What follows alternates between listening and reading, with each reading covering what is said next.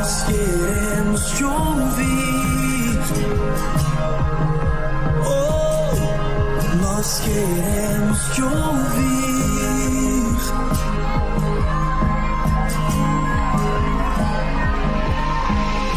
Essa casa é sua casa, nós deixamos ela pra você.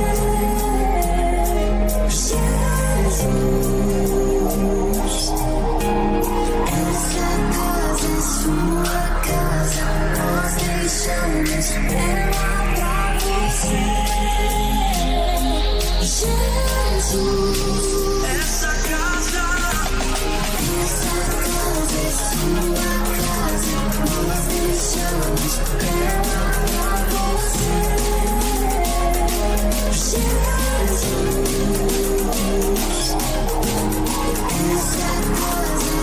sua casa, nós deixamos ela pra você. Jesus.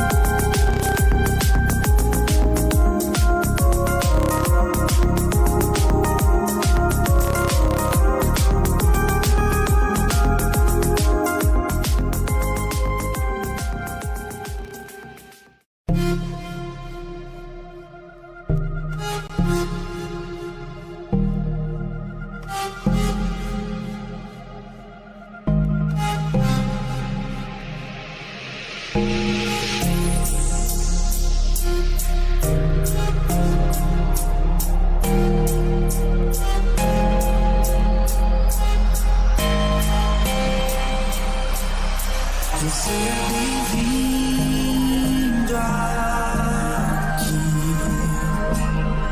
A casa é sua, pode entrar. Me esvazio de mim.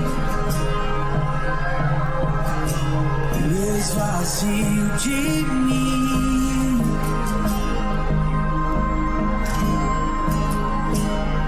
Sopra o teu vento aqui, toma o teu trono, vem reinar. Nós queremos te ouvir.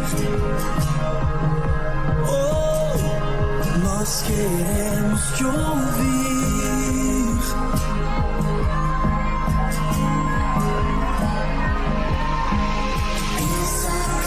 É sua casa, nós deixamos ela pra você. Jesus, essa casa é sua casa, nós deixamos ela pra você. Jesus.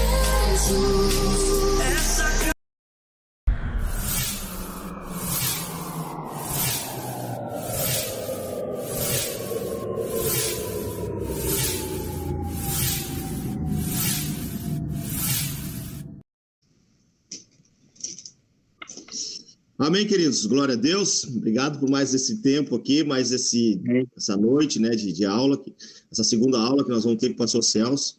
O Pastor Celso está lá a Dona Bárbara do Oeste, né, para ministrar a nossa vida com esse estudo de escatologia. E eu quero chamar a atenção dos irmãos que estão conosco aqui. Já começou semana passada a aula. Não sei se vocês estão acompanhando as notícias, o que está acontecendo em Israel, né?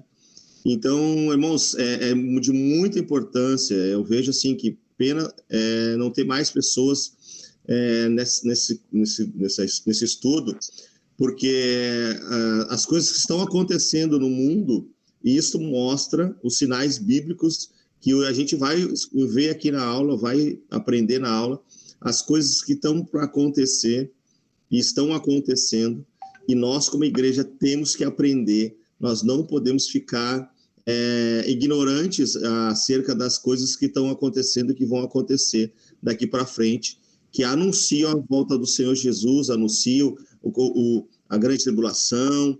Então, isso tudo está acontecendo nos nossos dias, né? Daqui para frente, a Bíblia ela vai estar se cumprindo com muito mais clareza, né? Porque a gente, quando ouvir qualquer assunto na notícia, enfim, vão estar remetendo direto ao conhecimento bíblico. Agora, se a gente não conhece a palavra de Deus, não ficar sabendo sobre o estudo de escatologia, a gente vai achar que é mais um momento que está acontecendo no mundo, e não é.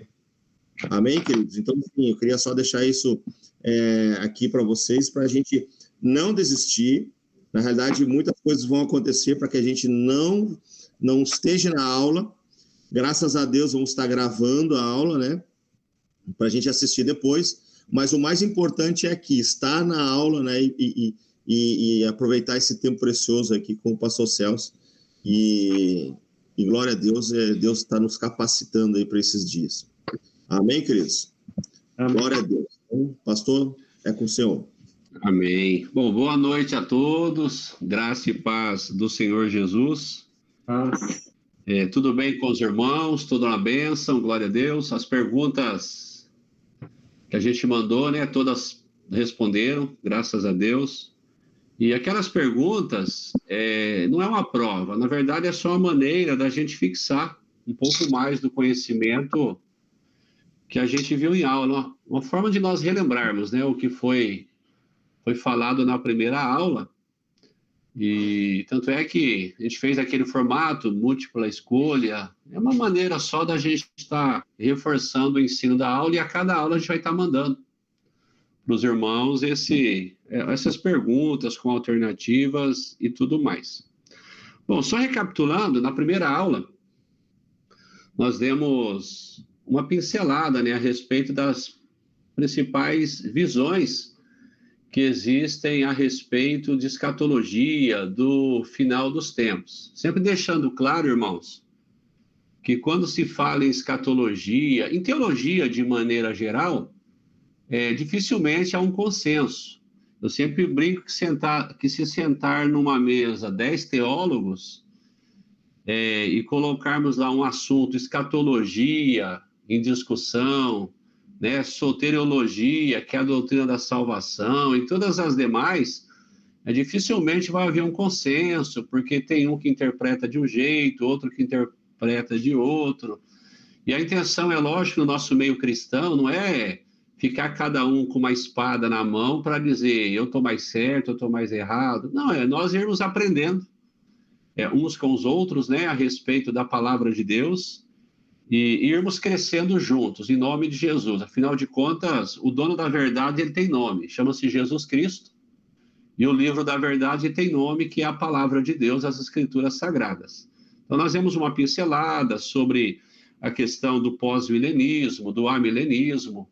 Falamos das 3 linhas de interpretação, que são pré-milenistas, né? Ou seja, creem no arrebatamento antes do milênio, o pós-tribulacionismo, o mesotribulacionismo e a linha que nós acreditamos, que é o pré-tribulacionismo. Mas sempre lembrando que sempre há controvérsias. Se nós formos pesquisar, nós vamos ver que os irmãos que são pós-tribulacionistas, eles vão, né, defender a maneira que eles pensam, e assim cada um dos demais, na bênção, né? Somos todos irmãos em Cristo, o importante é que vamos morar no céu junto.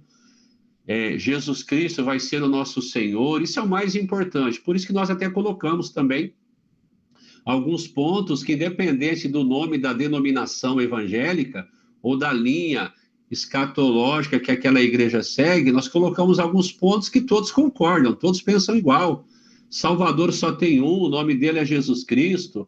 Deus digno de ser adorado só tem um, que é o Deus verdadeiro, Deus Pai, Deus Filho, Deus Espírito Santo. Que o sangue de Jesus é mais do que suficiente para nos perdoar os pecados. falamos um pouco sobre as 5 solas, né? Somente as Escrituras, somente a graça, somente a fé, somente Cristo, somente a Deus a glória. Ou seja, uma maneira de nós entendermos que, apesar de haver algumas diferenças de linha de interpretação a respeito de escatologia, o mais importante é que naquilo que importa mesmo, que a respeito de Jesus Cristo, a respeito da fé em Cristo, praticamente todos pensam igual e graças a Deus por isso. Aí falamos também a respeito de 2 bases que nós temos a respeito de crermos no pré-tribulacionismo, que é a questão das 70 semanas de Daniel. Nós falamos um pouco sobre isso, 70 semanas de anos, profetizado por Daniel, lá em Daniel, capítulo 9, entendendo que essas 70 semanas de anos, elas têm como alvo o povo judeu, a nação de Israel, portanto, não atinge a igreja. E também falamos a respeito de 2 Tessalonicenses 2, né, quando falamos lá daquela palavra apostasia, que há o entendimento, buscando no original, que aquela palavra, a melhor tradução, o melhor entendimento seria que ali constasse, em vez de apostasia, estivesse partida, retirada, enfim, falamos um pouco sobre isso. Então, avançando, porque, né, o horário ele sempre corre um pouco rápido, a nossa visão, ou melhor, a visão pré-tribulacionista, e é sobre ela que nós vamos falar daqui para frente. Então, daqui até a última aula, nós estaremos falando sobre o pensamento, sobre aquilo que contém a visão pré-tribulacionista, sempre lembrando, pré-tribulacionismo é a linha de pensamento que entende o arrebatamento da igreja antes da tribulação ou da chamada grande tribulação. E essa linha de interpretação, ela entende que não é a igreja, mas que é Cristo quem vai estabelecer o milênio. Então, por isso, é pré-milenismo, né? Crendo no arrebatamento antes do milênio, pré-tribulacionista, crendo no arrebatamento antes da grande tribulação, e entendendo que é Cristo, quando voltar no final dos 7 anos, no final da chamada grande tribulação, quem vai estabelecer o milênio, e glória a Deus por isso. E quando isso acontecer, embora é um assunto que nós veremos mais à frente, apenas para não fugirmos da programação que nós colocamos aqui, quando isso acontecer, em que Jesus estabelecerá o milênio, ele irá literalmente reinar sobre a terra, e aí os teólogos, os estudiosos acreditam que haverá o cumprimento na literalidade das promessas outrora feitas a Abraão, a Davi, porque entende-se que Israel terá um papel assim muito importante durante o milênio, e por isso esse entendimento. A era atual que nós estamos vivendo, a chamada dispensação da graça, nós falaremos isso em outras aulas, é fato que hoje, na dispensação da graça, nós estamos vivendo, né? Muitas coisas que estão acontecendo no mundo, desagradáveis, e tudo isso, no nosso entendimento, tem a ver com a volta de Jesus. Eu costumo dizer que hoje, quando nós olhamos para o mundo, para os acontecimentos, não apenas hoje, há muito tempo, mas falando especificamente de hoje, nós temos visto vários sinais que Jesus nos deixou, acontecendo aí quase que todos no volume máximo. Falaremos disso também um pouco mais à frente, quando veremos alguns sinais que comprovam, que anunciam a volta de Jesus. E com certeza nós entenderemos isso, né, em nome de Jesus. Mas antes eu queria ler lá em Mateus, no capítulo 24, Mateus 24, o versículo 36 em diante. Os teólogos dizem que o capítulo 24 de Mateus, eles costumam dizer que é um capítulo em que Jesus falou quase que exclusivamente para Israel. Mas no versículo 36 em diante diz assim, ó: entretanto, a respeito daquele dia e hora, ninguém sabe, nem os anjos dos céus, nem o Filho, senão exclusivamente o Pai. Como aconteceu nos dias de Noé, assim também se dará por ocasião da chegada do Filho do Homem. Porque nos dias que antecederam ao dilúvio, o povo levava a vida comendo e bebendo, casando-se e oferecendo-se em matrimônio, até o dia em que Noé entrou na arca. E as pessoas notaram até que chegou o dilúvio e levou a todos. Assim ocorrerá na vinda do Filho do Homem. 2 estarão na lavoura, um será arrebatado, mas o outro será deixado. 2 mulheres estarão trabalhando no moinho, uma será arrebatada, a outra ficará para trás. Por isso, vigiai. O mais importante aqui é essa palavra, vigiai. Por isso, vigiai, porquanto não sabeis em que dia virá o vosso Senhor. Contudo, entendei isto. Se o proprietário de uma casa soubesse a que hora viria o ladrão, se colocaria em sentinela e não permitiria que a sua residência fosse violada. Portanto, ficai igualmente vós alertas, pois o Filho do Homem virá no momento em que menos esperais. Então, o assunto aqui que Jesus está propondo é vigilância. Então, se nós pegarmos algumas parábolas que Jesus deixou, como por exemplo, a parábola do porteiro em Marcos 13, do 35 ao 37, a parábola do pai de família, essa que nós acabamos de ler, Mateus 24, 43 e 44, a parábola do servo fiel, que está do versículo 45 ao 51, a parábola das 10 virgens, que está em Mateus 25, do 1 ao 13, a parábola dos talentos, né, que está em Mateus 25, 14 e 30, a parábola das ovelhas e dos bodes, Mateus 25, 31, são parábolas que nos falam sobre um assunto, que é vigilância. Então, nós sabemos que quando nós estudamos uma parábola, nós não podemos ficar tentando decifrar, espiritualizar, mistificar cada elemento daquela parábola, mas sim tentarmos entender no contexto geral qual a mensagem que aquela parábola quer passar. E essas que nós citamos, elas passam para nós a ideia de sermos vigilantes. Por que vigilantes? Porque não tem hora marcada ou data marcada e dia marcado para a volta de Jesus, né? Para nós que pensamos de maneira pré-tribulacionista, a volta de Jesus antes da grande tribulação, mas não temos o dia, não temos a hora, não temos o momento exato. Então, daí o alerta da palavra de Deus, independente da visão escatológica que alguém tenha, o alerta sobre estarmos vigilantes, porque é fato, e isso todos concordam, independente da visão escatológica que a igreja ou que a pessoa tenha, todos concordam que um dia Jesus voltará. Isso é consenso. Não há igreja evangélica, não há denominação evangélica, não há linha de interpretação que não concorde, que um dia, uma hora, como Jesus prometeu, ele voltará. Então, daí a importância de, como igreja, nós estarmos vigilantes. Os irmãos sabem que a primeira epístola aos Tessalonicenses e a segunda, dentre outros, o apóstolo Paulo escreveu, como nós falamos na outra aula, ele escreveu para corrigir um burburinho. Chegou aos ouvidos do apóstolo Paulo que lá em Tessalônica tinha um certo grupo de ensinadores pregando para os irmãos de Tessalônica que Jesus já tinha voltado, que o dia do Senhor já tinha chegado, que talvez a chamada grande tribulação já estava acontecendo, e aquilo causou mal-estar. E Paulo, então, como eu costumo dizer, pegou a caneta da época e resolve escrever essas 2 epístolas para colocar em ordem, né, alguns pensamentos, algumas ideias, e para que eles não continuassem de maneira errônea, pensando em algo que ainda não tinha acontecido. E era muito comum acontecer isso na igreja primitiva, porque a igreja primitiva, ela cria de verdade na volta de Jesus. Nós sabemos que os primeiros irmãos, eles não só criam, como eles ansiavam a volta de Jesus.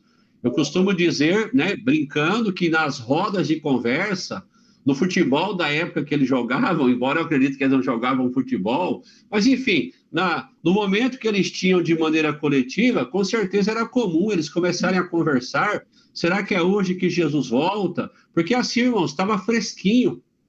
A presença de Jesus estava cheirando a tinta fresca. Não fazia tanto tempo assim que Jesus tinha voltado aos céus. Aqueles grupo de irmãos, aquela primeira geração ainda estava totalmente impactada com o efeito do homem Jesus, dos 33 anos e meio, mais especialmente os 3 anos e meio de ministério, né, que Jesus viveu na terra, os feitos, os milagres, as coisas extraordinárias que Jesus operou, tudo aquilo estava fresquinho para eles. E como Jesus havia dito, em João capítulo 14, que ele iria, como ele falou assim, né, não se turbe o vosso coração, credes em Deus, crede também em mim, pois na casa de meu pai há muitas moradas, se não fosse assim eu vos teria dito, pois estou indo preparar lugar para vocês. E Jesus disse, se eu for, e ele foi, eu irei e virei outra vez e levarei vocês para que onde eu estiver, vocês também estejam. Então, por conta dessas promessas, eles, assim, aguardavam, ansiavam a volta de Jesus. Então, qualquer assunto relacionado a isso poderia causar um certo burburinho. Hoje é fato que a chamada igreja evangélica de hoje, de maneira geral, lógico que existem muitas exceções, graças a Deus, mas de maneira geral, não está na lista de prioridades dos cristãos atuais esse assunto volta de Jesus. Tanto é que é muito raro, embora graças a Deus por aqueles que o fazem, é muito raro hoje nos púlpitos, os pastores, né, gastarem tempo pregando sobre a volta de Jesus, gastando uma série de pregações a respeito do assunto. Mas como disse um pastor muito assim, entendedor da palavra de Deus e do assunto, ele costuma dizer que falar sobre escatologia para nós cristãos é liberar um ambiente para que haja avivamento no nosso meio. O assunto volta de Jesus causa temor em nossos corações, o assunto volta de Jesus gera sede e fome em nossos corações por Deus, pela palavra de Deus. Então, assim, que o Espírito Santo consiga, né, gerar em nós, a igreja atual, esse anseio pela volta de Jesus, como natural, que sempre se diz, uma noiva aguardar com toda ansiedade o dia do casamento. E assim somos nós, né, a noiva, a igreja de Jesus. Mas eu costumo dizer, irmãos, e aqui nós estamos, vou terminar daqui a pouquinho a primeira aula, que eu não consegui acabar semana passada, vou tentar acabar ela e já entrar na segunda aula. Mas antes de eu falar aqui sobre isso, eu costumo dar esse exemplo, se é que eu já não dei aqui em aula.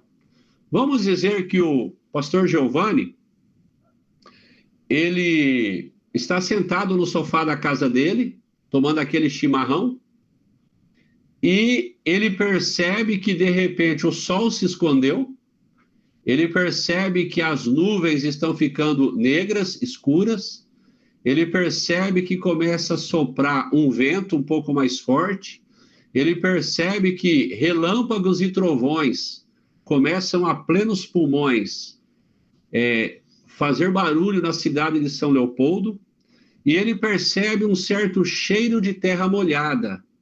E há 5 minutos ele presenciou a esposa dele colocar roupa no varal. Provavelmente ele vai tomar uma atitude e vai gritar, Ângela, tira a roupa do varal porque irá chover. Ou seja, o relâmpago, o trovão, as nuvens ficando mais escuras, o sol se escondendo, o vento, o cheiro de terra molhada foram sinais que trouxeram para ele uma certeza. É questão de minutos, a chuva vai cair. Assim é, irmãos, os sinais, ou são os sinais, que a Bíblia nos deixa a respeito da volta de Jesus. Então, nós temos na Bíblia vários sinais que hoje estão acontecendo, não só hoje, mas há muito tempo, mas eu acredito que hoje esses sinais estão acontecendo num volume maior, são sinais que anunciam para nós que a qualquer momento a chuva vai cair. São sinais que mostram para nós que a qualquer momento, né, Jesus irá voltar. Eu tenho aqui 13 sinais. Eu vou rapidamente, ou pelo menos tentar rapidamente citá-los. Talvez a gente enrosque um pouco mais em uns e vai mais rápido em outros, mas são 13 sinais que nos falam, pelo menos no nosso entendimento, a respeito da volta de Jesus. O primeiro sinal que eu coloquei aqui, que anuncia a volta de Jesus, é o que Jesus disse lá em Lucas, no capítulo 17, dos versículos 20 ao 37. Isso aqui eu vou ler, embora vai gastar uns 2 minutinhos, o Evangelho do Lucas, no capítulo 17, o versículos 20 ao 37. O Evangelho do Lucas, o capítulo 17, dos versículos 20 ao 37. Na minha versão, da Bíblia diz assim, ó, certa vez interrogado Jesus pelos fariseus sobre quando se daria a vinda do reino de Deus, Jesus lhes explicou, o reino de Deus não vem com visível aparência,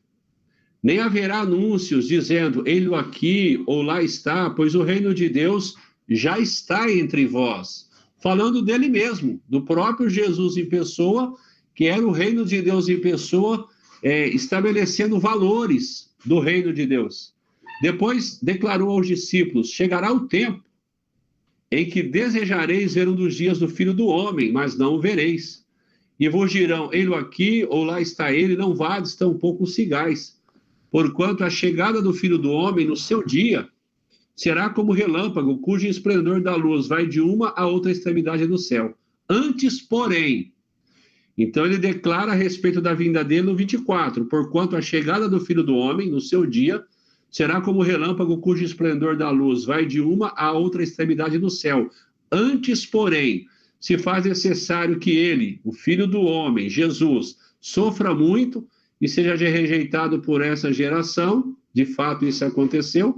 Pois assim como aconteceu nos dias de Noé, também será nos dias do Filho do Homem. Aí Jesus coloca os dias de Noé como um sinal que anuncia a volta dele. 26. Pois assim como aconteceu nos dias de Noé, também será nos dias do Filho do Homem. Aí ele dá característica dos dias de Noé. As pessoas viviam comendo, bebendo, unidos-se em matrimônio e sendo prometidas em casamento até o dia em que Noé entrou na arca, então sobreveio o dilúvio e o destruiu a todos. Então Jesus coloca dia semelhante aos dias de Noé como um sinal que anuncia para nós a volta dele.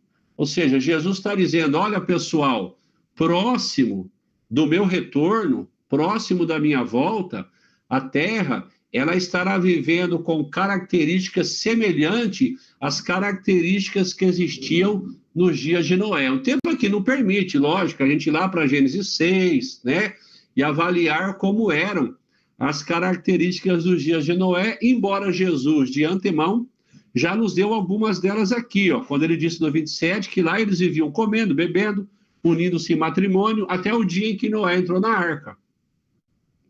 Interessante que quando se fala disso, e quando a gente lê lá em Gênesis, quando Noé entra na arca, Noé, sua esposa, seus 3 filhos e suas 3 noras, 8 seres humanos, além de todos os animais que foram colocados na arca, o próprio Deus é quem lacra a arca por fora, não coube a Noé, né, o privilégio ou a responsabilidade de trancar a arca, foi o próprio Deus quem o fez. Isso mostrando a soberania de Deus e mostrando aquilo que Deus decidiu está decidido. Deus deu aí mais de 100 anos, ou em torno de 100 a 120 anos, para que aquela geração ouvisse, né, a pregação da palavra de Deus da época através da vida de Noé. Costuma-se dizer que cada martelada, que cada serrotada, que cada prego que o Noé usava na época para construir a arca, prego da época, seja lá o que for, cada material que ele usava para construir a arca era como se ele estivesse pregando. No nosso linguajar de hoje, é como se ele estivesse pregando o evangelho. Lá em 2 Pedro, lá diz que o Noé, ele foi um pregoeiro da justiça. Ou seja, durante toda a vida de Noé, durante todo o tempo em que a arca estava sendo construída, era como se o Noé estivesse pregando para aquela geração que estava totalmente contaminada pelo pecado, ele estivesse pregando a justiça. E há quem diga que o local onde o Noé estava construindo a arca era um local assim que não possuía rios próximos que coubessem ou que comportassem um barco daquele tamanho. Então é fato que as pessoas, ao verem Noé fazer aquilo, elas questionavam, elas não entendiam o que estava acontecendo. Então, para nós, esse sinal, dia semelhante aos dias de Noé, fala para nós de dias de indiferença em relação à vontade de Deus e indiferença à pregação do evangelho e da justiça de Deus. Pastor, o que é que significa os dias de Noé para nós hoje? dias de muita indiferença em relação à vontade de Deus e muita indiferença à pregação do evangelho da justiça de Deus.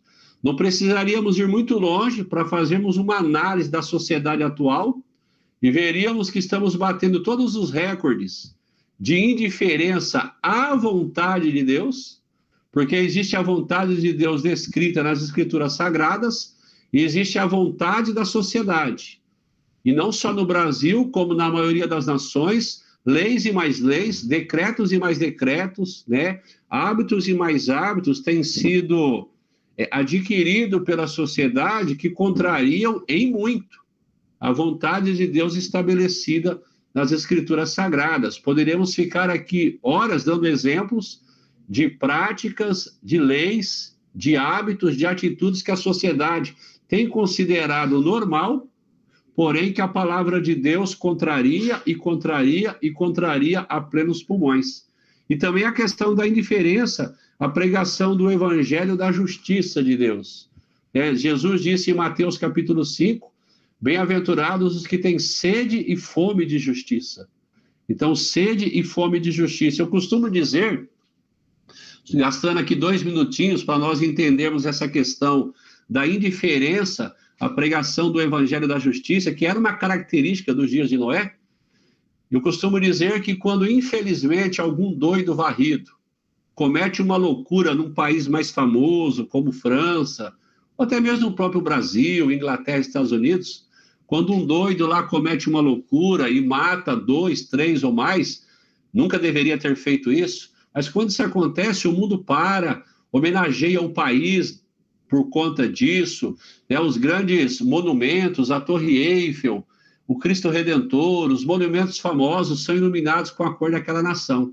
Porém, quando um país de menor expressão, um país talvez do Oriente Médio, um país da África, passa por atrocidades 1000 vezes pior, a imprensa mal fala, a imprensa mal noticia, o mundo não para, né? Os grandes monumentos não são iluminados com a cor de um país africano, com a cor de um país do Afeganistão, por exemplo. Ou seja, infelizmente nós vemos uma sociedade que pratica a injustiça e que não tratamos o ser humano de igual. Nós tratamos o ser humano se é famoso ou não, nós tratamos o ser humano se tem uma conta bancária gorda ou não, dias de indiferença à pregação do evangelho da justiça, porque a justiça de Deus manifesta em Jesus Cristo, ela foi liberada para todos, independente do país, independente da cor, independente da vida social e etc. Então, os dias de Noé, eles para nós é um sinal que anuncia a volta de Jesus, e hoje nunca tivemos tantos sinais gritando a plenos pulmões, semelhante às características dos dias de Noé. E o segundo sinal ainda, ou melhor, o primeiro sinal, ainda dentro desse texto, está aqui no versículo 28, quando ele fala, da mesma forma ocorreu nos dias de Ló, o povo dedicava-se a comer e beber, comprar e vender, plantar e construir.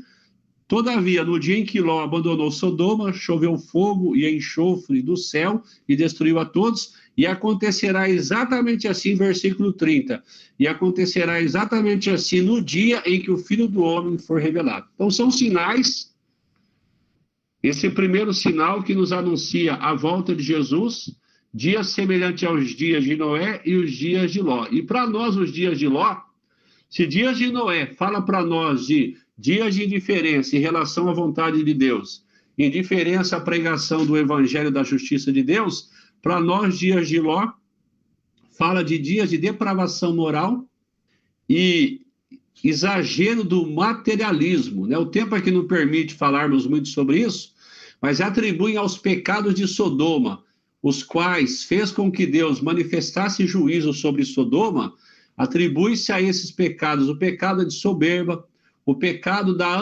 abundância de ociosidade, o pecado de fartura de pão, não porque tinham bastante, mas porque não repartiam com quem tinha pouco, o pecado deliberado e desavergonhado, né? A falta de temor a Deus, a maldade que havia no coração dos sodomitas, a prática da mentira, o estímulo à prática do mal e o pior deles, a sexolatria. Ou seja, a cidade de Sodoma era uma cidade que praticava pecados sexuais num volume muito alto. Há quem diga que a região de Sodoma era uma região muito boa para se ganhar dinheiro. Daí a questão do materialismo exagerado.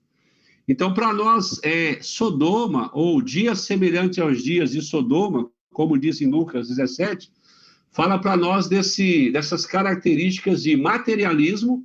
Talvez nunca vivemos uma sociedade tão apegada à terra, ao palpável ou à matéria, e também à depravação moral. Não precisaríamos irmos longe para entendermos o quanto a nossa sociedade atual, moralmente falando, ela tem rasgado todos os limites, né, que a moralidade nos traz como verdade, como boa prática. Então, para nós, esse é o primeiro sinal que anuncia a plenos pulmões a volta de Jesus. Estarmos vivendo hoje dias semelhantes aos dias de Noé e aos dias de Ló. Mas tem um segundo sinal que está lá em Mateus capítulo 24. Mateus capítulo 24. O Mateus 24, como eu disse agora há pouco, os estudiosos dizem que é um capítulo onde Jesus está pregando para o povo de Deus. Na verdade, como nós sabemos, o Evangelho de Mateus, quando o evangelista Mateus, que era um dos apóstolos de Jesus, quando ele resolveu escrever o Evangelho de Mateus, nós sabemos que ele tinha como público-alvo justamente o povo judeu. Mas especialmente no capítulo 24, os entendidos dizem que Jesus está pregando, ou melhor, é um capítulo dedicado, né, ao povo judeu. E o capítulo 24, a partir do versículo 3, eles fazem uma pergunta para Jesus. Mateus 24, versículo 3. Tendo Jesus se assentado no Monte das Oliveiras, os discípulos chegaram até ele em particular e lhe pediram. É o que eles perguntaram para Jesus, o pedido que eles fizeram. Dize-nos, quando ocorrerão essas coisas? E qual será o sinal da tua vinda e do final dos tempos? Então eles olharam para Jesus e falaram assim, Jesus, quando será a tua vinda? Qual sinal o Senhor nos oferece, nos fornece a respeito do final dos tempos? E aí do versículo 4 em diante, por todo o capítulo 24, Jesus vai falar sobre sinais. Eles fazem uma pergunta, qual o sinal, ou quais sinais o Senhor nos fornece a respeito da tua vinda, a respeito do final dos tempos? E aí Jesus vai emendar, né, uma série de sinais, uma série de palavras, de acontecimentos. Mas eu quero agora, nesse momento, pegar o versículo 12, Mateus 24, 12, Jesus fala assim, ó, e por causa da multiplicação da maldade ou da iniquidade, o amor da maioria das pessoas irá se esfriar. Então, Jesus dá como um sinal, anunciando a volta dele, e aí é independente se a pessoa ela crê no arrebatamento como nós agora, antes da tribulação, ou se ela crê de outra forma, independente disso, é um sinal que Jesus está dando que anuncia a volta dele. Por se multiplicar a maldade, a iniquidade, o amor das pessoas estaria se esfriando. Repito, não precisaríamos ir longe, não de hoje, há muito tempo, para entendermos que por a maldade ser praticada cada vez mais, o amor no coração das pessoas tem se esfriando. Poderíamos citar aqui agora, né, rapidamente, de 2 meses para cá, 3 ou 4 acontecimentos em nossa nação que a televisão noticiou, né, de mãe e marido, mãe não sei quem, matando filhos, crianças. Ou seja, quando nós olhamos uma mãe, que é símbolo maior de amor por um filho, talvez até mais que um pai, a própria mãe fazendo coisas terríveis com o seu filho ou com os seus filhos, isso para nós é uma amostra muito grande, né, de como nós temos vivido dias de maldade, dias de iniquidade. E essa palavra iniquidade, na minha tradução, dá como maldade, e por causa da multiplicação da maldade, o amor da maioria das pessoas se esfriará. Em algumas traduções, coloca iniquidade, não tem problema. É porque a palavra iniquidade, a melhor tradução dela é a ausência de equidade. Traduzindo para o nosso português, é a maldade, é a incapacidade que eu tenho de praticar justiça, de promover o bem para o próximo. E isso tem aumentado na sociedade cada vez mais. Para não ficar só nas minhas palavras, eu fiz uma pesquisa de campo e eu anotei aqui, pesquisando, de uns... Aqui, na nossa era cristã, de 2000 anos para cá, pelo menos foi o que eu encontrei, os maiores 11 genocídios da história, de Jesus para cá. São, assim, detalhes ou são acontecimentos que caem no esquecimento, porque a gente vive hoje, os irmãos sabem disso, por exemplo, um sistema de notícias que ele vive do momento. Lembra que há 2 anos e pouco atrás, a televisão ficou quase um mês falando de Brumadinho, aquele lugar lá em Minas Gerais, onde infelizmente rompeu aquela barragem, você ligava a televisão, Brumadinho, Brumadinho, Brumadinho, até que outra coisa acontecesse. Quando outra coisa aconteceu, esquece dos acontecimentos. Isso faz com que nós também nos esqueçamos dos acontecimentos. Então, nós não nos damos conta de quão maldosa a nossa geração, de quão não amável a sociedade atual, a qual nós fazemos parte, o quão ela tem se tornado incapaz de praticar o amor, e o amor vai desaparecendo porque ela vai se tornando especialista em praticar a maldade. Então, eu anotei aqui, rapidamente, 11 genocídios, que nada mais é do que a maldade no volume máximo, talvez, e a ausência de amor no volume mínimo, quase zero, ou melhor, a prática do amor no volume quase zero. Por exemplo, no ano de 1994, e aí acho que todos nós vamos lembrar disso, até alguns filmes Hollywood produziu a respeito disso. O que eu lembro assim de nome mais famoso é o filme Ruanda. Para quem nunca assistiu, eu indico assistir esse filme, Ruanda. Ele vai contar justamente esse genocídio que aconteceu no ano de 1994, né, nesse país chamado Ruanda.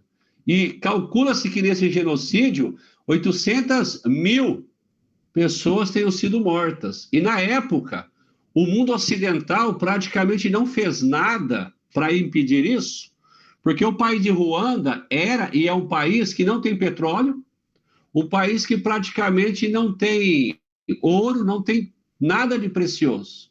E os filmes mostram bem isso, alguns dos filmes que foram feitos, porque num desses filmes, alguém nos Estados Unidos do governo americano liga para o presidente do país ou alguém responsável pelo país, e na história do filme, o alguém responsável de Ruanda diz para o alguém responsável dos Estados Unidos: eu sei que vocês não irão nos ajudar, porque aqui nós não temos nada de valioso, nós não temos nada de precioso, não tem petróleo, por exemplo. Então, assim, irmãos, na época o mundo ocidental, a ONU, quase que não fez nada e 800 mil pessoas acabaram morrendo nesse genocídio, uma briga, um desentendimento que houve entre tribos do próprio país, e uma tribo se predispôs a exterminar a outra, e nesses filmes retratam bem que um pai de família saía de casa e dizia para a sua esposa e para os seus filhos: estou indo trabalhar. Mas o ir trabalhar dele era um facãozão na mão, e ele sabia que ele iria matar naquele dia quantos da outra tribo fossem possíveis. E a moral da história é que mais ou menos 800 mil pessoas perderam a vida de forma banal. Um genocídio que não aconteceu há muito tempo, no ano de 1994. Ou seja, por se multiplicar a maldade, o amor do nosso coração está esfriando. O 10º genocídio, o segundo genocídio que eu anotei, foi um genocídio que aconteceu no Camboja, que foi de 1975 a 1979, 5 anos. E calcula-se que 1.700.000 pessoas tenham sido mortas, né, nesse genocídio por algum ditador, tem o nome dele aqui, eu não vou ficar explorando, é por causa do horário, mas calcula-se que 20% da população do Camboja tenha sido exterminada nesse genocídio de 75 a 79. O terceiro é um genocídio que aconteceu no leste europeu, né, em 1945, ficou conhecido como Vingança Histórica, e o total de mortos calcula-se entre 1,5 milhão e 2 milhões de pessoas, logo após a Segunda Guerra Mundial. O tal do ditador Joseph Stalin é talvez o principal responsável aí por esse genocídio. E ele exigiu que os alemães, né, morando em territórios e assim por diante. O outro genocídio chama-se Caminhada para a Morte. Por que o senhor está citando isso, pastor Celso? É só para nós entendermos, irmãos, porque, repito, nós vivemos uma sociedade que se esquece muito rápido dos acontecimentos. Então, a imprensa, ela rói, ela chupa aquela laranja da notícia até não ter mais caldo, depois aquilo cai no esquecimento. Então, eu busquei esses dados históricos para nós entendermos o quão sociedade maldosa nós temos nos tornado de uns séculos para cá. Houve um genocídio na Turquia, quando de 1915 a 1923, morreram entre 2 e 2,7 milhões de pessoas. Também houve um em Bangladesh, em 1971. Total de mortos calcula-se entre 2 e 3 milhões de pessoas. Houve um também no Congo belga, pelo menos é assim que se chamava o país na época, na década de 1890, 130 anos atrás, calcula-se de 5 a 8 milhões de mortos. Temos aí o Hitler, o chamado Hitler da Idade Média, né, no século XIV. O genocídio que aconteceu na Ásia Central, lá no século XIV, calcula-se 17 milhões de mortos. Outro genocídio na Europa, 1939 a 1945, que foi justamente na Segunda Guerra Mundial, os campos de concentrações, que calcula-se de 17 a 20 milhões de pessoas foram mortas. Outro genocídio que aconteceu na União Soviética, em 1930 e 1940, em 10 anos, calcula-se a morte de 20 a 25 milhões de pessoas. Outro que aconteceu no século XIII, na Ásia e leste europeu, calcula-se 40 milhões de mortos. E por último, é um que aconteceu na China e Tibete, de 1958 a 1969, ou seja, 11 anos, 12 anos, calcula-se que tenha morrido de 45 a 70 milhões de pessoas. Isso nós estamos falando de genocídios que, infelizmente, exterminaram milhões de pessoas. E se formos buscar os motivos, briga política, alguma briga interna, a incapacidade do homem de se entender faz com que a maldade prevaleça e as pessoas não veem mais problemas em saírem matando, exterminando pessoas cada vez mais. Nós falamos na aula passada, calcula-se que na Primeira Guerra Mundial, são valores aproximados, né? Calcula-se que na Primeira Guerra Mundial 20 milhões de pessoas tenham morrido e calcula-se que na Segunda Guerra Mundial 80 milhões de pessoas tenham perdido a vida, para não falar todos os dias, nas grandes cidades, mundo afora, infelizmente, o que um ser humano é capaz de fazer com o outro, às vezes por motivos zero, às vezes por causa de uma bala, às vezes por causa de um par de tênis. O mesmo camarada que saiu de casa, foi gentil com o seu cachorrinho, fez carinho no seu gatinho, deu de comida para o seu animal, meia hora depois, por motivos zero, ele está tirando a vida de outro ser humano. Ou seja, esse é um sinal que grita a plenos pulmões hoje, que anunciam a volta de Jesus. Por causa da multiplicação da maldade, o amor da maioria das pessoas iria se esfriar. Infelizmente, bom seria que não fosse, mas infelizmente esse é um sinal que tem acontecido de forma abundante.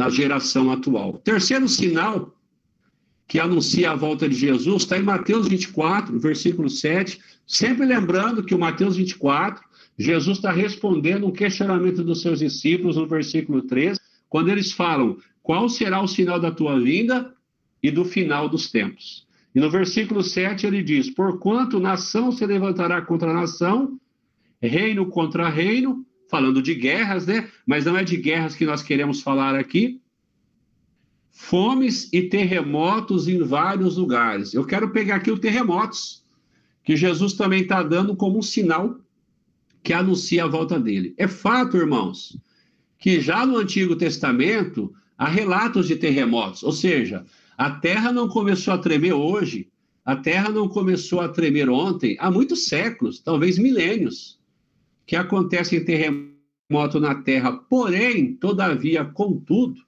é sabido que de 100, 200 anos para cá, tem aumentado de forma, assim, tremenda o número de terremotos e o poder destrutivo deles.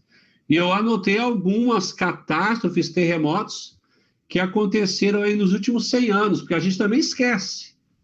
Se eu perguntar aqui, qual o ano que teve o terremoto no Haiti? Talvez, com alguma exceção, a maioria de nós não vamos lembrar. Eu sei porque está anotado aqui. Mas talvez, se eu perguntasse aqui, qual o ano que teve o terremoto, a tsunami na Ásia, especialmente na Indonésia, que morreram algumas centenas de milhares de pessoas. Talvez a maioria de nós não iremos lembrar o nome, porque nós nos esquecemos. É tanta notícia, é tanta informação. Porém, os terremotos são sinais que anunciam a volta de Jesus. E eu anotei aqui alguns, né, que aconteceram nos últimos 100 anos. Por exemplo, no dia 18 de abril de 1906, 115 anos atrás, teve um terremoto em São Francisco, a mesma São Francisco que dizem os entendidos que tem a tal da falha de San Andreas. Até um filme foi feito há pouco tempo, e eles dizem, e eles entendem que um dia, no linguajar deles, esse terremoto lá irá acontecer. Até documentários e filmes que são feitos sobre essa possibilidade, eles dizem no filme assim, não sabemos o dia e a hora, mas os entendidos, né, os geólogos dizem que é questão de tempo para que esse terremoto lá aconteça. Porém, outros já aconteceram, como no dia 18 de abril de 1906, houve esse terremoto em São Francisco, nos Estados Unidos, uma magnitude na escala Richter de 7,8,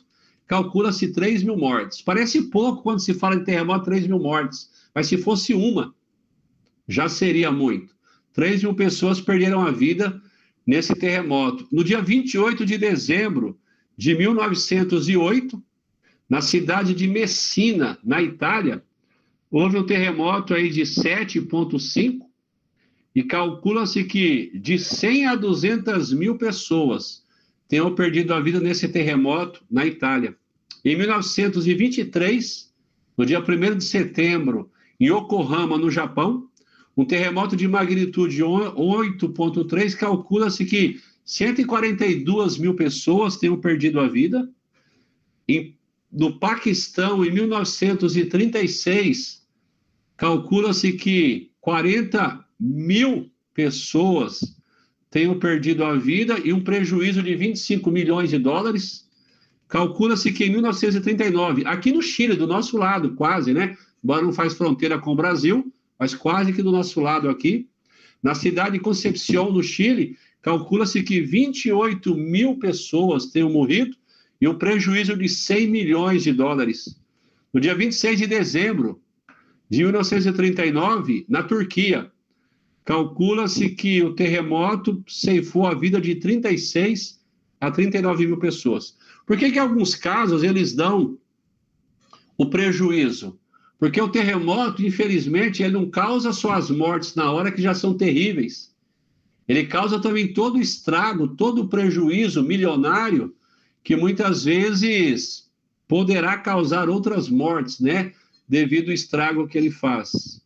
Também, em 29 de fevereiro de 1960, no Marrocos, um terremoto matou aí em torno de 15 mil pessoas. No Peru, ó, do nosso lado aqui, 1970, um terremoto de 7,7, calcula-se que 67 mil pessoas tenham morrido e um prejuízo calculado de 550 milhões de dólares tem ocorrido.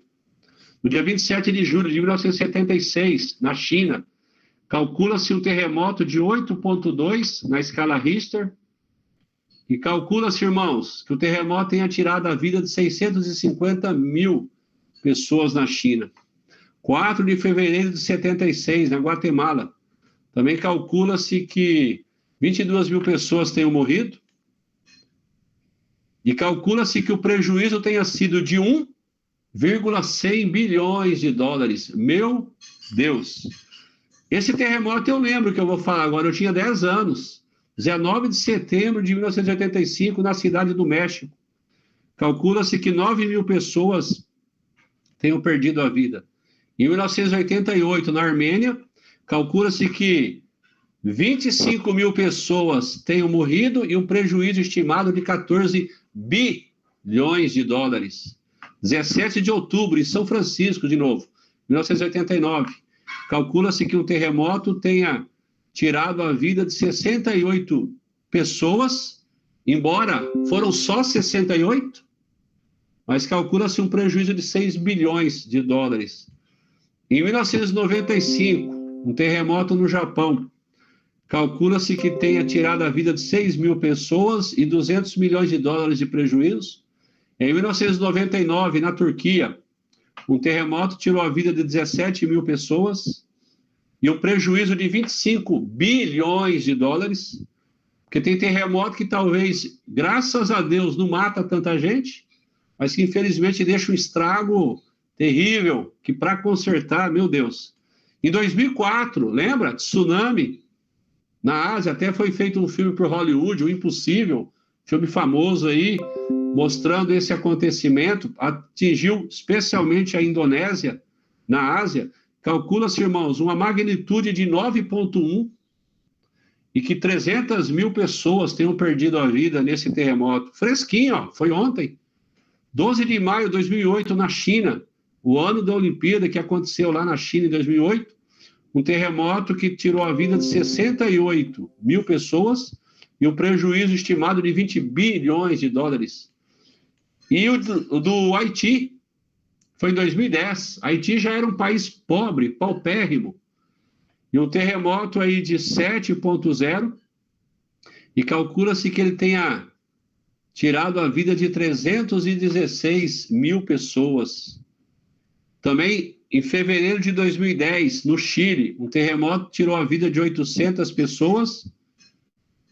E o último que eu anotei aqui, irmãos, não o último que aconteceu, porque infelizmente todos os anos acontecem terremotos tirando a vida de pessoas, mas o último que eu anotei foi aquele de 2011, no Japão, quando teve um tsunami que tirou a vida de aproximadamente 10 mil pessoas, embora calcula-se que o dobro tenha morrido, embora oficialmente foram 10 mil pessoas, mas acredita-se que 20 mil tenham perdido a vida.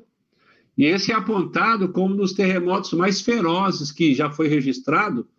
Os entendidos dizem que esse terremoto teria afetado, aqui eu não sei falar o termo técnico, mas ele teria afetado 1 vírgula a Terra na sua rotação e etc. de coisas. Ou seja, pastor Celso, quantos números horríveis, sim, para nós entendermos que sinais que anunciam a volta de Jesus. Respondendo à pergunta dos seus discípulos, Jesus falou que sinais que antecederiam a volta dele, por exemplo, seriam os terremotos. E nós vimos quantos de 100 anos para cá, para não falar lá para trás, dentre outros que não estão registrados aqui, que infelizmente ceifam a vida de pessoas e causam destruição. Até aqui nós falamos de 3 sinais, né, que anunciam a volta de Jesus. O quarto sinal que anuncia a volta de Jesus está lá em Lucas, no capítulo 21, o Evangelho do Lucas, que é o mesmo contexto de Mateus 24, porém o Mateus não colocou o que eu quero, o Lucas colocou no Lucas 21, versículo 11, o contexto é o mesmo, eles indagam Jesus, pedindo para Jesus um sinal, Olha só o versículo 7, Lucas 21, 7. Então indagaram de Jesus: Mestre, quando acontecerá tudo isso? E que sinal haverá quando tais eventos estiverem para se cumprir? E aí Jesus emenda, né, uma boa prosa para eles. E quando chega no versículo 11, Jesus fala assim, ó: e haverá em muitos lugares enormes terremotos, o mesmo contexto de Mateus 24, epidemias horríveis. Opa! Parece que Jesus está falando de hoje. Epidemia, pandemia, epidemias horríveis e devastadora falta de alimentos. Então surgirão eventos terríveis e surgirão poderes, fenômenos celestes e assim por diante. Mas o que eu quero aqui são as epidemias. Então Jesus, em Lucas 21, versículo 11, dentre outras coisas, ele está dando como um sinal que anuncia a volta dele a questão de epidemias. Por coincidência, né, já há mais de um ano, nós estamos vivendo a nível mundial uma epidemia, uma pandemia, que tanto mal, infelizmente, tanto caos tem causado no mundo, né, no Brasil, na vida das pessoas. Mas, para não ficarmos apenas no coronavírus, eu anotei também algumas pandemias que, infelizmente, desde a época de Jesus para cá, causaram estragos, e isso tudo faz parte do cumprimento daquilo que Jesus falou, respondendo o questionamento dos seus discípulos, sinais que ele poderia fornecer a respeito da vinda dele do fim dos tempos. Jesus coloca a questão das epidemias, dos vírus, das doenças de forma geral. No ano de 165, depois de Cristo, teve uma tal de peste antonina, não me peça para explicar, embora eu tenha aqui detalhes anotados, mas o relógio iria embora. Uma tal de peste antonina, que no ano de 165 depois de Cristo, calcula-se mais ou menos 5 milhões, né, de pessoas tenham perdido a vida. Ou seja, algo bem trágico. Temos aí no ano de 541, agora, depois de Cristo, uma tal que ficou conhecida como praga de Justiniano. A causa foi a tal da peste bubônica e teria ceifado a vida de 25 milhões de pessoas. Temos aí no ano de, deixa eu achar aqui, de 1346 a 1353 depois de Cristo, temos a tal da peste negra, também causada pela peste bubônica, que calcula-se que tenha tirado entre 75 a 200 milhões de vidas. Se fosse uma, já seria terrível. Calcula-se entre 75 a 200 milhões. Por que entre? Porque é difícil cravar, de fato, quantas vidas foram, mas calcula-se entre 75 e 200 milhões de pessoas. Também temos aí, no ano de... Deixa eu chegar lá. No ano de 1852 a 1860, uma pandemia de cólera, que teria matado, aqui não dá o local, geralmente é ou parte da Ásia, ou especialmente na África, mas teria causado a morte de 1 milhão de pessoas. Temos aqui também a tal da gripe russa, que aconteceu de 1889 a 1890, em torno de um ano. A causa foi a influenza e teria tirado a vida de mais ou menos 1,5 milhão de pessoas. Temos também a outra epidemia de cólera, que tirou 800 mil vidas. A cólera sempre aparecendo, parece que não consegue cura para esse trem. Temos em 1918, a famosa gripe espanhola, que dizem os entendidos que foi uma pandemia parecida com essa que nós estamos vivendo, em questão de isolamento, as pessoas tiveram, né, que fazer o tal do lockdown, e calcula-se, irmãos, que essa tal de gripe espanhola, os números não são assim precisos, né, mas calcula-se que, dependendo da fonte que você pesquisa, de 50 a 100 milhões de pessoas tenham perdido vida. Isso há 100 anos atrás, por causa dessa pandemia conhecida como gripe espanhola, que também atingiu o mundo inteiro na época. E temos aqui também, deixa eu chegar lá, uma gripe asiática, também causada pelo vírus influenza, de 1956 a 1958, que teria tirado aí 2 milhões de pessoas, também uma pandemia que teria iniciado na China, 2 milhões de pessoas mais ou menos perderam a vida. Também no ano de 1968, a chamada gripe de Hong Kong, causa de influenza, em torno de 1 milhão de pessoas teriam, né, perdido a vida. Tivemos a AIDS, que existe até hoje, uma doença que quando começou abalou o mundo, especialmente porque ela era transmitida ou é transmitida, né, via práticas sexuais e drogas injetáveis, etc. E até hoje calcula-se que até hoje a AIDS tenha matado em torno de 38 milhões de pessoas no mundo, embora dizem que hoje ela é uma doença controlada devido aos coquetéis e etc., mas ainda não tem cura também para ela, cura completa, né? E por último, irmãos, que eu anotei aqui, nós temos, infelizmente, o momento que nós estamos vivendo, o chamado Covid-19.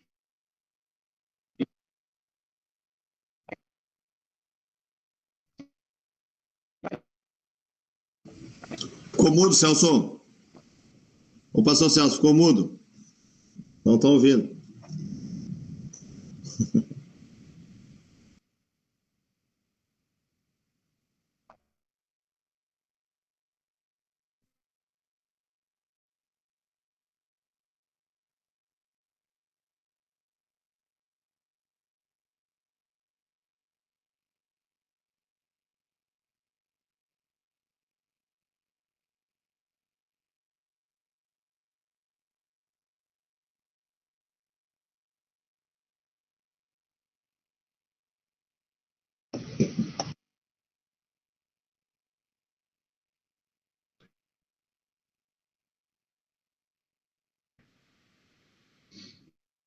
Voltamos? Vocês me ouviram até que ponto? Até o coronavírus. Até o coronavírus só. Começo do coronavírus. Covid-19. Covid-19. Isso. Então, infelizmente, a gente está vivendo esse Covid-19, né? Já desde final de 2019, que ele apareceu na China e até hoje aí se fala nisso. E essa informação que eu vou dar agora, eu peguei acho um mês atrás, nem isso, até aquele momento. Calculava-se no mundo 151 milhões de infectados, uns 20 dias atrás, e no mundo inteiro 3 milhões 170 mil mortos até o dia 1º de maio de 2021. Marquei a data aqui, ó. Até o dia 1º de maio agora, hoje é dia 11 dias atrás, 3 milhões 170, infelizmente, mil pessoas, né, perderam a vida por causa desse Covid. Ou seja, embora eu sei que não é gostoso a gente ficar relembrando essas coisas, mas eu que fiz questão de anotar, tanto nos terremotos, como nos genocídios, para mostrar para nós que aquilo que Jesus falou como sinais da volta dele estão acontecendo.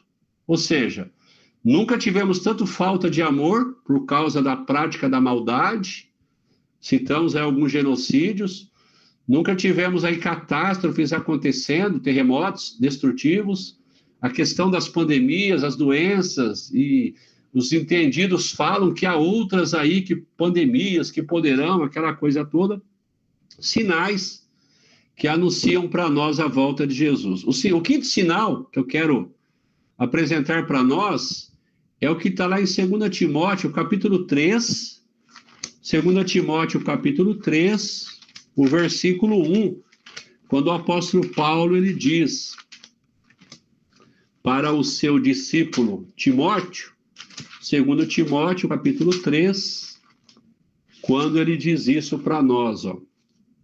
Sabe, entretanto, disto, nos últimos dias, sempre lembrando que últimos dias é uma expressão que os entendidos dizem que começa a contar desde a igreja primitiva para cá. Então já fazem aí 2000 anos que nós estaríamos vivendo os últimos dias, embora agora a gente pode afirmar, trazendo para o nosso português literal, que de fato nós estamos vivendo os últimos dias. E ele vai dar algumas características desses últimos dias. Ó.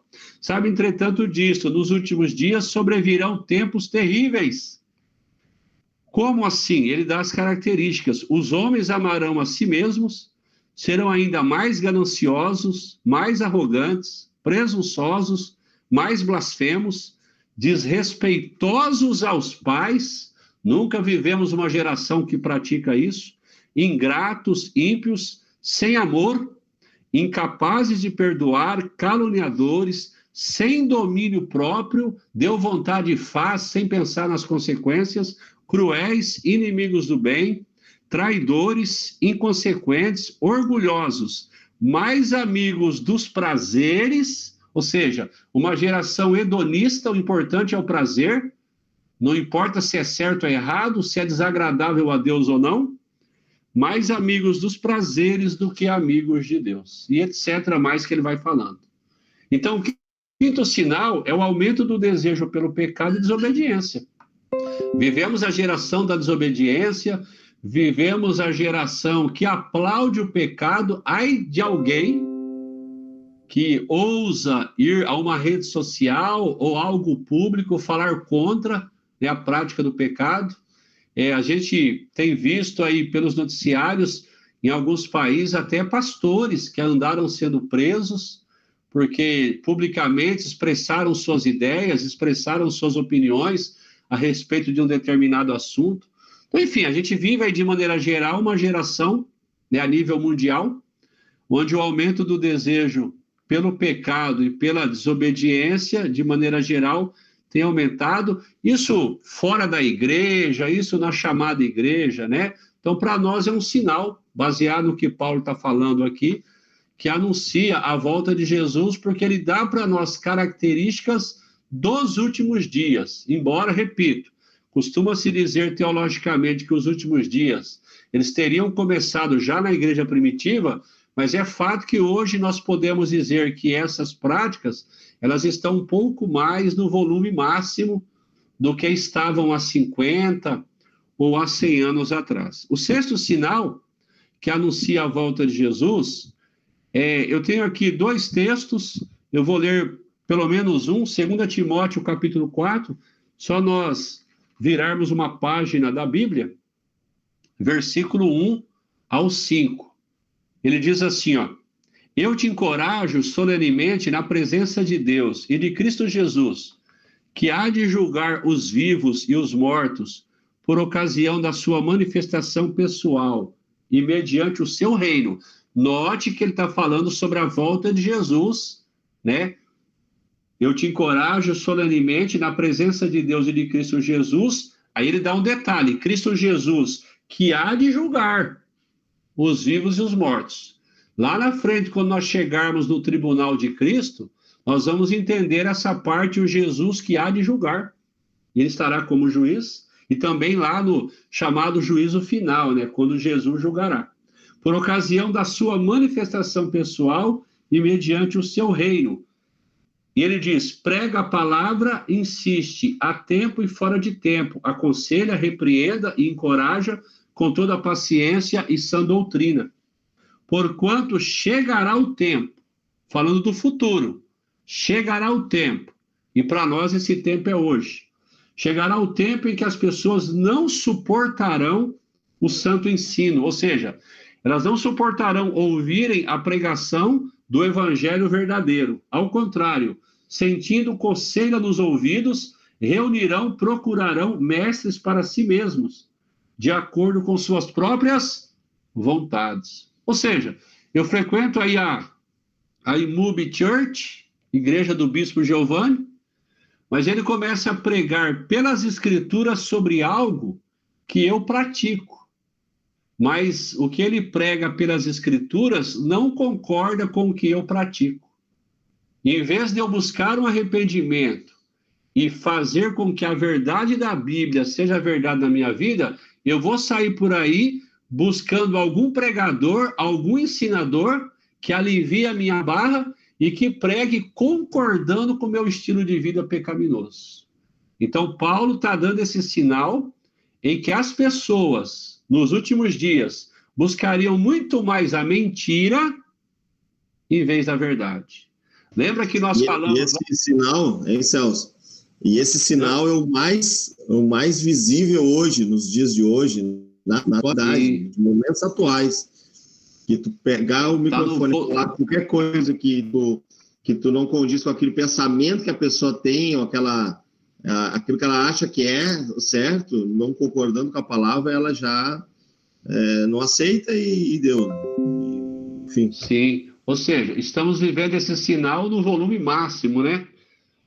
Estamos tendo o privilégio ou não privilégio de estarmos vendo esse sinal se cumprindo, gritando a plenos pulmões, as pessoas procurando, né, mais a mentira em vez da verdade. Então, esse sinal, de fato, sim, ele é notório, Brasil afora, e que Deus nos ajude, né? Lembra que nós falamos das 5 solas? Somente, né, solas scripturas, somente as escrituras.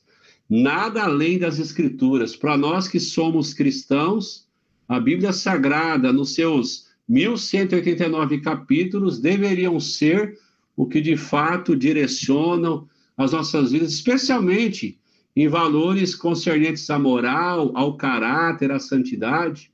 É fato, eu repito, lógico, em assuntos teológicos, talvez se reunirmos 10 teólogos numa mesma mesa, vai haver discordância de pensamento, de entendimento, escatológico ou qualquer outro assunto. Mas em assuntos morais, em assuntos de caráter, isso não tem briga, todos vão concordar, né, que é um dever do cristão, viver uma vida em santidade, viver uma vida compromissada com a palavra de Deus, uma vida de caráter, uma vida totalmente alicerçada na verdade. E hoje, esse sinal, como nós dissemos, as pessoas buscando a mentira para satisfazer os seus desejos, né, pessoais em vez da verdade. O 7º sinal que eu quero apresentar, que anuncia a volta de Jesus, eu chamo de o aumento dos falsos, né, ensinadores. Eu nem vou abrir o texto, porque ele é um pouco longo, mas está lá em 2 Pedro, capítulo 2, quando Pedro vai gastar lá o capítulo 2 para nos trazer um alerta a respeito de falsos mestres, falsos ensinadores. Naquela época nós sabemos que o tal do gnosticismo, ele já começava a aumentar muito. É uma linha de ensinamento que negava alguns alicerces básicos do cristianismo, uma galera ensinando, né, que Jesus não teria se tornado homem, Jesus não teria, não seria Deus encarnado. Isso anula o alicerce do cristianismo, porque quando nós vemos Filipenses 2, vai dizer que Jesus não teve por usurpação ser igual a Deus, antes aniquilou-se a si mesmo, veio à terra, assumiu a forma de homem e se humilhou, obedeceu, se humilhando até a morte e morte de cruz. Então, naquela época já acontecia esse fenômeno de falsos ensinadores, e Pedro vai gastar todo um capítulo 2 falando a respeito disso, e é fato que hoje não precisaríamos procurar muito. Talvez aqui e acolá vamos encontrar, infelizmente, falsos mestres, falsos ensinadores que negam a verdade da palavra de Deus, né? Igrejas tido como cristãs que, quando você vai avaliar o principal do alicerce, da doutrina daquela chamada denominação, contraria em muito a verdade da palavra, dentre outras e outras coisas, né? Então, o aumento dos falsos ensinadores, e hoje, irmãos, com a internet, todos nós temos que tomar cuidado, porque a gente fala assim, graças a Deus pela tecnologia, ela é muito bem-vinda, mas ela deu voz a tudo e a todos. Todos nós podemos errar, irmãos. Não há um pastor, não há uma denominação que não esteja sujeito a um erro, que não esteja sujeito, talvez, a uma interpretação não muito feliz do texto bíblico. Pode acontecer conosco, mas a gente tem que estar sempre procurando em Deus, no estudo da palavra, ouvindo outras fontes confiáveis, né, para se porventura estivermos entrando num caminho do erro, podermos dar a meia volta e voltarmos para a verdade. Mas existem aqueles que são falsos ensinadores e não estão nem um pouco interessados em rever os seus ensinos, em ver os seus conceitos, sendo que eles ferem e muito, né, as verdades da palavra de Deus. Então, esse 7º sinal, para nós também é um sinal que tem anunciado aí a volta de Jesus. O 8, esse aqui também é muito interessante, está lá em Mateus, vamos voltar em Mateus, capítulo 24, lembrando de novo, Mateus 24, Jesus está respondendo o questionamento da rapaziada: Senhor, quando será a tua volta? Que sinal o Senhor nos fornece a respeito dos fins dos tempos? E no versículo 9, Jesus falou assim, Mateus 24, versículo 9: Então eles vos entregarão para serem afligidos e condenados à morte, e sereis odiados por todas as nações por serem meus seguidores. Então Jesus está falando sobre perseguição, sermos odiados porque somos cristãos, porque reconhecemos Ele como Senhor e Salvador. Esse sinal, ele acontece desde o início da igreja, nós sabemos disso. Se nós formos buscar desde o início da igreja, cristãos e mais cristãos foram mortos, perseguidos, porque criam em Jesus Cristo como Senhor e Salvador das suas vidas. E hoje não tem sido diferente, talvez não no Brasil. Graças a Deus nós moramos numa nação que dá liberdade para todas as religiões. Todas as religiões do nosso país têm liberdade, né? De professar a sua fé, de realizar o seu culto, os seus rituais, mas sabemos que mundo afora não é bem assim. Nós temos aquele livro, por exemplo, O Homem do Céu, acredito que a maioria já leu, se você não leu, procure. É um livro que o autor relata, né? O que ele passou no país de origem dele, o quanto que ele sofreu no país de origem dele, e por amor a Cristo, porque ele era um cristão, alguém que cria em Jesus, dentre outros e outros e outros, e que acontece até os nossos dias atuais, pessoas que sofrem de fato uma perseguição física, uma perseguição moral, porque são cristãos. A gente sabe que na época da chamada igreja primitiva, e quando a gente chegar mais à frente e dermos uma pincelada nas 7 igrejas de Apocalipse, rapidamente, né, quando a gente chegar lá, nós vamos falar um pouco sobre isso, mas nós sabemos que na igreja primitiva, os cristãos muitas vezes perdiam o emprego, eles não conseguiam emprego, muitos deles tiveram os seus bens saqueados pelo sistema da época, porque eram cristãos, porque professavam a fé em Jesus Cristo.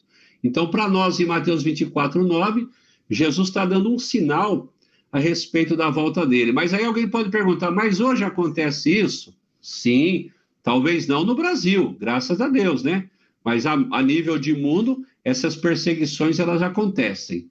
E eu busquei na internet, irmãos, os irmãos sabem que a Missão Portas Abertas, ela é uma agência missionária que trabalha a nível mundial, dando suporte a cristãos espalhados pelo mundo, especialmente cristãos que se encontram em países onde existe, né, a perseguição religiosa, especialmente perseguição aos cristãos. Eu fiz uma pesquisa aqui, e no site da Missão Portas Abertas, Opens Door, né, essa agência americana, e esse dado eu peguei agora há pouco, né, em maio, abril, não faz muito tempo. E lá dizia que cerca de 340 milhões, presta atenção, cerca de 340 milhões de cristãos foram fortemente perseguidos no mundo em 2020. Então, o ano passado, calcula-se que 340 milhões de cristãos tenham fortemente sofrido algum tipo de perseguição no ano passado. É uma constatação aí, né, que eles fizeram. E dentre esses 340 milhões de cristãos que sofreram algum tipo de perseguição, alguns, infelizmente, até perderam as suas vidas no ano passado, estão cristãos católicos, ortodoxos, protestantes, batistas, evangélicos, pentecostais e outras linhas aí que são classificadas, né, como cristãos. Interessante que calcula-se que em 2019, 260 milhões tenham sofrido perseguição. Então, o ano passado foi muito maior a perseguição contra os cristãos, calcula-se em torno de 350 milhões. Aí, no outro site, eu consegui essa informação, ó, que hoje o mundo, irmãos, calcula-se que hoje no mundo nós temos entre 7 e 8 bilhões de pessoas, né? É mais ou menos esse o número que os entendidos calculam. E essa fonte aqui dizia que agora de 2021, que de mais ou menos 5 bilhões de pessoas, um mundo que tem entre 7 e 8 bilhões, calcula-se que mais ou menos 5 bilhões de pessoas hoje vivem em países onde há graves violações de liberdade religiosa. Não é apenas contra o cristianismo, aí nós estamos falando de qualquer prática religiosa.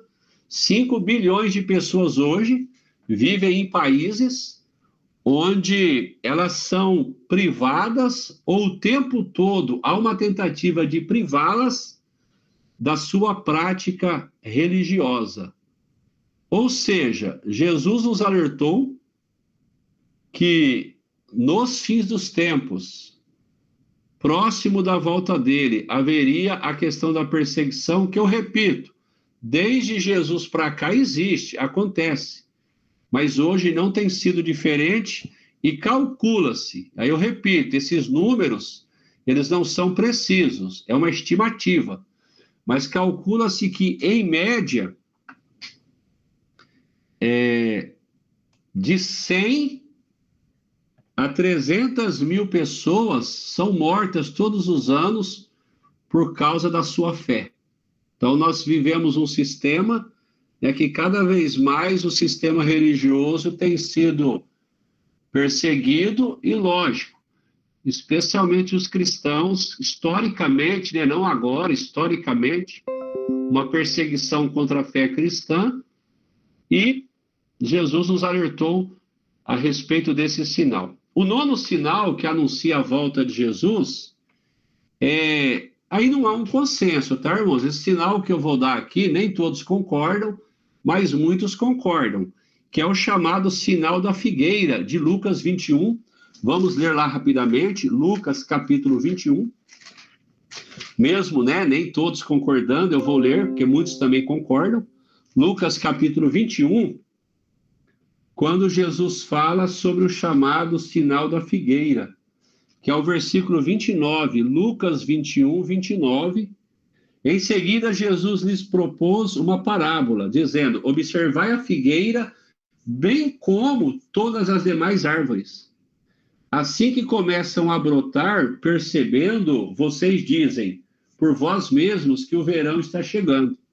Da mesma forma, quando notardes que esses eventos começam a ocorrer, sabei que está próximo o reino de Deus. Com toda certeza eu vos asseguro que de modo algum passará esta geração sem que todos esses fatos aconteçam. Porquanto o céu e a terra desaparecerão, contudo as minhas palavras de nenhuma maneira passarão. Então, muitos entendidos da Bíblia entendem que esse é um sinal, chamado sinal da figueira, que anuncia a volta de Jesus. Por quê? Qual a linha de raciocínio que, repito, nem todos, porém muitos adotam? A figueira na Bíblia, figueira, oliveira, videira, dependendo do contexto onde aparecem essas expressões, essas palavras, tem a ver com a nação de Israel. São palavras, símbolos, que estão falando da nação de Israel. Então, quando Jesus está dizendo, olhai para a figueira, é como se ele estivesse dizendo, olhemos para a nação de Israel. Aí ele diz assim, para os discípulos, quando vocês olham para a figueira e percebem que ela está brotando, vocês dizem, o verão está chegando. E aí alguém pergunta para o judeu da época, por que você sabe que o verão está chegando? Porque a figueira está brotando, e quando a figueira está brotando, é porque o verão está para chegar. Aí Jesus fala para eles isso, né? Da mesma forma, quando notardes que esses eventos começam a ocorrer, saber que está próximo o reino de Deus. Aí, os estudiosos vão dizer que se a figueira tem a ver com a nação de Israel, e Jesus dá o sinal da figueira voltar a brotar, eles vão dizer que figueira brotar seria como que Israel novamente voltasse a ser uma nação, porque desde o ano 70 depois de Cristo, quando o famoso general Tito, a serviço do Império Romano, invadiu Jerusalém, destruiu o templo dos judeus, que até hoje está destruído, só sobrou o chamado Muro das Lamentações. Então, desde então, os judeus se dispersaram pelo mundo e só voltaram a se reunirem novamente como nação em 1948, quando a ONU e a política toda envolvida novamente foi criado, né, o tal do Estado de Israel. Então, Israel voltar a ser nação desde o ano 70 depois de Cristo, ou seja, mais ou menos 1.900 anos depois, Israel voltar a ser uma nação, muitos entendem que é a figueira novamente voltando a brotar. Figueira como símbolo de Israel, a figueira novamente voltando a brotar, o verão está próximo, ou seja, a figueira voltando a brotar, o verão, a volta de Jesus se aproxima. Então, a figueira, Israel ter voltado a ser nação, muitos, eu concordo com isso, embora nem todos, vão dizer que é um sinal a respeito da volta de Jesus.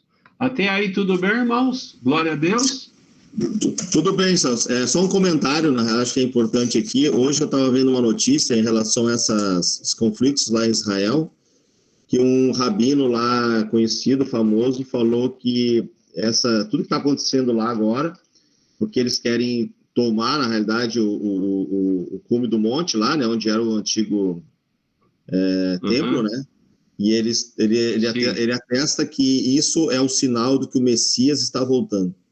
Então, o rabino lá, estudioso, e também está falando disso. Então, a gente fica... Ele próprio falando isso. Falando isso. Então, inclusive, eu estava vendo um vídeo agora no YouTube, antes de começar a aula, que pegou fogo uma árvore bem em cima do monte lá, uma árvore que tem lá, começou a pegar fogo, e os judeus que estavam no Muro de Lamentação começaram a gritar e pular e festejar, porque estava pegando fogo do outro lado, onde fica aquela mesquita lá e tal. Então, quer dizer, a coisa está bem complicada lá, e isso mostra que, claro, são sinais, né? A gente tem que ficar atento a isso. Israel sempre é um termômetro para o mundo, né? Israel, olhemos para a figueira, né? O tempo todo. O que acontece em Israel fala muito, biblicamente falando, a respeito do retorno, da volta de Jesus. Que Jesus vai voltar, isso ninguém tem dúvida, graças a Deus, né? Maranata, a hora venha, Senhor Jesus. E esses estudos, eles nos ajudam, né? Lógico, quem segue essa linha pré-tribulacionista como nós, respeitando sempre todas as demais linhas de interpretação, sempre é bom nós crermos e sabermos que Jesus está voltando em nome de Jesus. Então, só para recapitular, para nós encerrarmos hoje, deixa eu ver se eu vou lembrar de cabeça aqui, ó, nós falamos sobre sinais que anunciam a volta de Jesus, falamos sobre os dias semelhantes aos dias de Ló e de Noé, falamos sobre a questão do por se multiplicar a maldade no coração do ser humano, o amor das pessoas tem se esfriado, demos alguns dados aqui tristes, né, de genocídios que aconteceram de 2.000 anos para cá. Falamos aí sobre a questão dos terremotos, que também devastam o mundo até hoje, um sinal que anuncia a volta de Jesus, a questão das epidemias, pandemias, que também é uma realidade. Falamos sobre os homens procurarem mais a mentira em vez da verdade. Falamos que tem aumentado os falsos ensinadores, pessoas que com seus ensinos negam, né, a fé em Jesus, negam o alicerce principal da fé em Jesus Cristo. Falamos sobre o aumento do desejo pelo pecado, pela desobediência.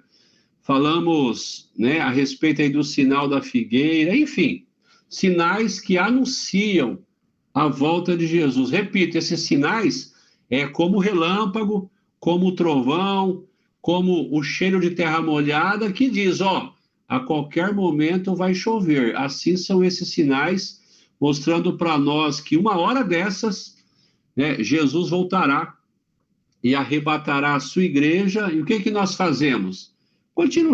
Continuamos servindo o nosso Deus, amando o nosso Deus, firmes na nossa fé em Jesus Cristo, cada vez mais apaixonados por Jesus, comprometidos com a palavra, com o Espírito Santo, pregando o Evangelho, crendo em Jesus, formando discípulos, porque assim, irmãos, para encerrar de verdade agora, o mundo, e a gente vai entender um pouco mais isso, quando a gente falar sobre um sinal na próxima aula, que nós não acabamos os sinais ainda, onde nós falaremos um pouco sobre a estátua do sonho de Nabucodonosor, em Daniel capítulo 2, e lá nós entenderemos que o padrão moral da sociedade, ele tem diminuído e vai continuar diminuindo.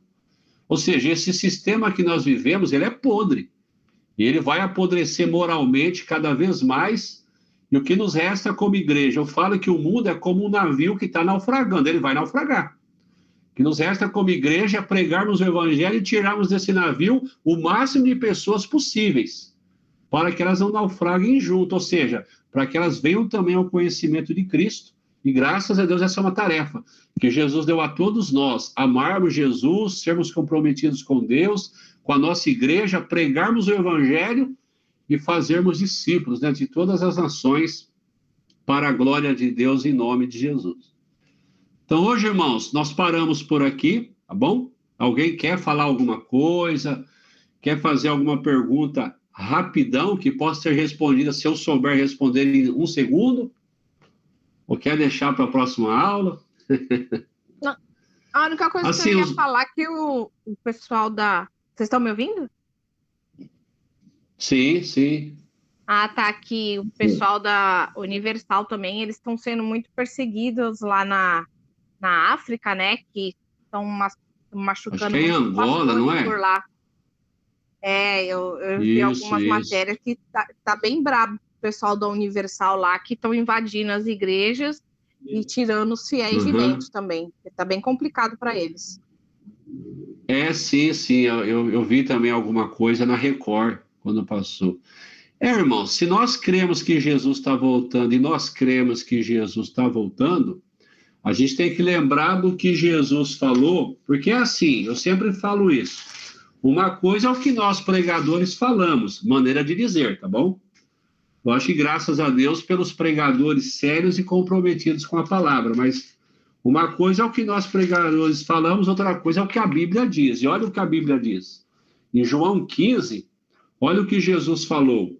Eu vou ler aqui o versículo 15 em diante, ó. João 15:15. Eu já não vos chamo servos, porque o servo não sabe o que faz o seu senhor, mas eu vos tenho chamado de amigos, pois tudo o que ouvi de meu Pai, eu compartilhei convosco. Não fosseis vós que me escolhestes, ao contrário, eu vos escolhi e vos designei para irdes e dardes fruto. E o fruto que permaneça sendo assim, seja o que for que pedirdes ao Pai em meu nome, ele o concederá a vós. Este é o meu mandamento, que vos ameis uns aos outros. 18. Se o mundo vos odeia, sabei que antes de vós odiou a mim. Se vocês fosseis do mundo, o mundo, amaria vocês, como se pertencessem a ele. Entretanto, vocês não são propriedade do mundo, mas eu vos escolhi e vos libertei do mundo. Por essa razão, o mundo vos odeia. Então, às vezes, a gente esquece que Jesus nos alertou que, por sermos cristãos verdadeiros e bíblicos, corremos o risco de termos uma certa antipatia do sistema não conhecedor de Jesus. Não é gostoso, mas está escrito e faz parte do pacote, né? Que nos aguarda para podermos ir para a eternidade em nome de Jesus. Tá bom, queridos? Glória a Deus. Irmão, só lembrando que a gente tá gravando, tá? O Anderson vai gravar, já disponibilizou no grupo ali o link. E isso depois a gente vai poder estar escutando e relembrando, porque é muita informação, né? E glória a Deus. Beleza. Qualquer coisa, irmãos, dúvidas, vocês podem mandar no WhatsApp, tá bom? Aquilo que nós soubermos responder.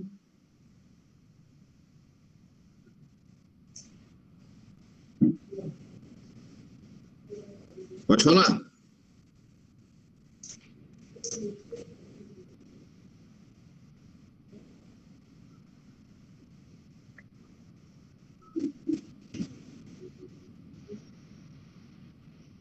Correto. Isso.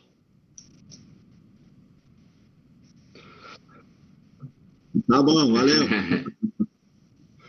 Então, pastor Giovanni, nos abençoe aí orando para nós podermos irmos esticar as canelas todos. Amém, glória a Deus. Obrigado, Jesus, te adoramos por mais esse tempo aqui, Senhor, pela tua palavra, pelo teu amor, por tudo que o Senhor tem feito, que o Senhor vai fazer. Obrigado por cada vida, cada irmão que está aqui, Senhor, que entende que precisa aprender, precisa, Senhor, se preparar.